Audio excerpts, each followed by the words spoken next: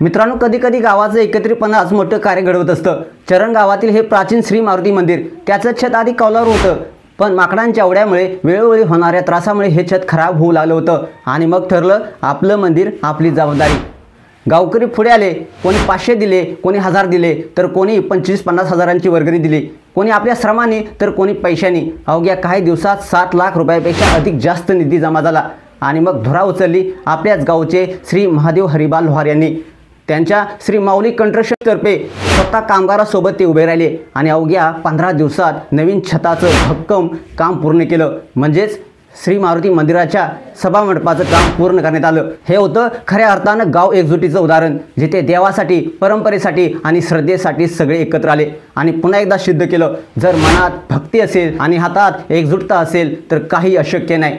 मित्रांनो, हे माऊली कंस्ट्रक्शन हे भारत सरकार मान्यता प्राप्त आहे, ज्याचा नावलौकिक आता पूर्ण जगभरामध्ये होऊ लागले। अशाच व्हिडिओसाठी तुम्ही आताच या आपल्या या चॅनेलला सबस्क्राईब करा आणि अपडेट देखील राहा। धन्यवाद।